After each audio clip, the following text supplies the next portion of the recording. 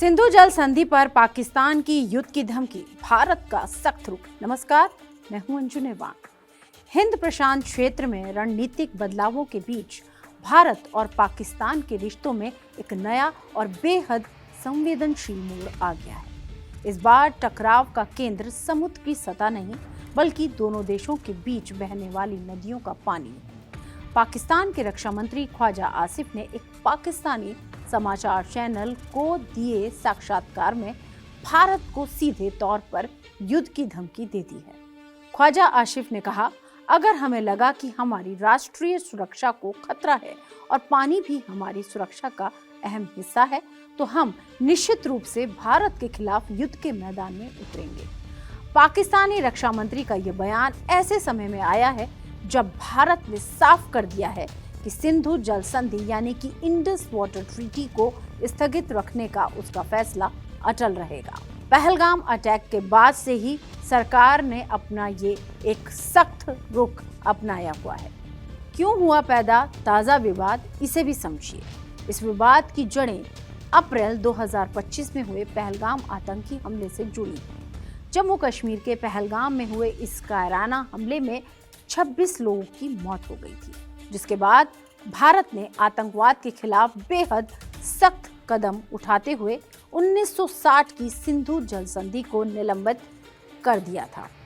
भारत का स्टैंड बिल्कुल साफ है, जब तक पाकिस्तान सीमा पार से होने वाले आतंकवाद पर पूरी तरह ठोस रोक नहीं लगाता, तब तक पानी के बंटवारे पर कोई बातचीत या सहयोग संभव नहीं है। और ये भारत का एक सख्त रुख है जो कि बिल्कुल पाकिस्तान के सामने है, दुनिया के सामने है। तनाव तब और बढ़ गया जब हाल ही में भारत के जल शक्ति मंत्री CR पाटिल का एक बयान सामने आया, जिसमें उन्होंने संकेत दिया कि जून 2028 तक पाकिस्तान की ओर जाने वाले सिंधु प्रणाली के पानी को पूरी तरह नियंत्रित या रोक दिया जा सकता है। इसके साथ ही भारत द्वारा चिनाब नदी पर चलाए जा रहे नए प्रोजेक्ट्स ने पाकिस्तान की चिंताएं चरम पर पहुंचा दी हैं।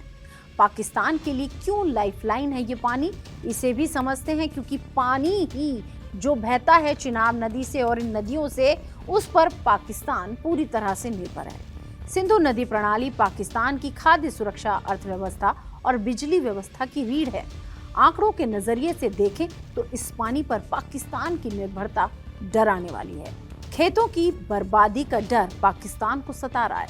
पाकिस्तान की लगभग 90% से अधिक फसलें और खाद्यान्न उत्पादन यानी कि गेहूं, चावल, कपास और पूरी तरह से ये जितनी भी खेती है इंडस बेसिन इरिगेशन सिस्टम यानी कि IBIS पर निर्भर है। पानी की मामूली कमी भी वहां भुखमरी जैसे हालात पैदा कर सकती है। अर्थव्यवस्था को तगड़ा झटका लग रहा है, यानी कि पाकिस्तान की जो इकोनॉमी है उसकी रीढ़ भी अब हिलने लगी है। पाकिस्तान के सकल घरेलू उत्पाद GDP में कृषि और उससे जुड़े उद्योगों का योगदान करीब 25% है। भारत द्वारा पानी के कड़े प्रबंधन से पाकिस्तान की GDP में सीधे 1.5 से 2% की गिरावट आने का अनुमान है। रोजगार का भी संकट अब पाकिस्तान के सामने, उसकी सरकार के सामने और उसकी आर्मी के सामने पैदा हो गया है। पाकिस्तान की लगभग 37.4% श्रम शक्ति सीधे तौर पर खेतीबाड़ी से जुड़ी है। पानी के रुकने या समय पर न मिलने से पंजाब और सिंध प्रांतों में लाखों लोग बेरोजगार हो सकते हैं और अंधेरे में डूबने का भी खतरा पाकिस्तान को सता रहा है। यानी कि भारत के पानी से ही पाकिस्तान में बिजली बनती है। पाकिस्तान की 60% से लेकर 79% तक हाइड्रो पावर यानी कि जल विद्युत संधि बेसिन से आती है। सिंधु नदी पर बना उनका सबसे बड़ा तरबेला बांध, जिसकी क्षमता करीब 4888 प्लस मेगावाट, ठप होने की कगार पर पहुंच सकता है, जिससे पूरा देश बिजली संकट से घिर जाएगा। चिनाब नदी पर भारत की फास्ट ट्रैक परियोजनाएं तेजी से आगे बढ़ रही हैं।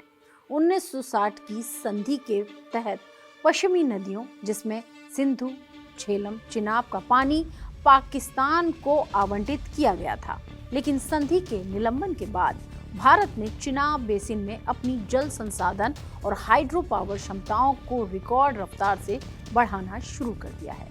और प्रमुख प्रोजेक्ट्स इस प्रकार हैं, यानी कि अब हम आपको बताते हैं भारत कौन कौन से प्रोजेक्ट्स जो हैं वो इन नदियों पर बना रहा है, जिससे पाकिस्तान पूरे सकते में है। पहला, चिनाब ब्यास लिंक टनल, जो कि हिमाचल प्रदेश में है। करीब 2352 करोड़ रुपए की लागत से बन रही ये 8.7 किलोमीटर लंबी अंडरग्राउंड टनल चंद्रा नदी यानी कि चिनाब की सहायक नदी के अतिरिक्त पानी को ब्यास बेसिन की तरफ डाइवर्ट करेगी। पाकिस्तान इसे संधि का सबसे बड़ा उल्लंघन बताता है। और दूसरा पॉइंट है Sawalkot hydro electric project. Jammu Kashmir में इसे बनाया जा रहा है। 192.5 मीटर ऊंचे इस कंक्रीट ग्रेविटी डैम की क्षमता करीब 1856 मेगावाट है।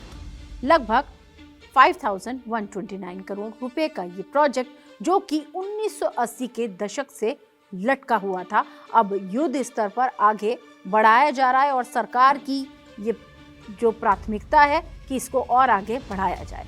तीसरा इंपॉर्टेंट पॉइंट है सलाल डैम पुनर्वास। करीब 2600 करोड़ रुपए के बड़े बजट के हिस्से के रूप में यहां से गाद यानी कि सेंडिमेंट हटाने के लिए बाईपास टनल बनाई जा रही है, ताकि पानी के भंडारण यानी कि पानी को इकट्ठा करने की क्षमता को और ज्यादा बढ़ाया जा सके। और चौथा पॉइंट है किथई सेकंड और दुलहस्ती स्टेज सेकंड। ये कश्मीर के किश्तवाड़ में 1930 मेगावाट की किथई सेकंड परियोजना और 260 मेगावाट की दुलहस्ती स्टेज सेकंड को पर्यावरण मंजूरी देकर फास्ट ट्रैक मोड पर डाल दिया गया है। इसके अलावा पाकल दुल 1000 मेगावाट, रतले 850 मेगावाट और कवार 540 मेगावाट परियोजनाओं पर भी काम तेजी से चल रहा है। सिंधु जल संधि का इतिहास, इसको भी एक बार समझते हैं, एक बार इस पर भी एक नजर डाल लेते हैं और आपको बताते हैं कि संधि क्या है। सिंधु नदी प्रणाली में कुल 6 नदियां आती हैं, जिनका बेसिन करीब 11.2 लाख वर्ग किलोमीटर फैला है। इसका 47% हिस्सा पाकिस्तान और 39% भारत में आता है।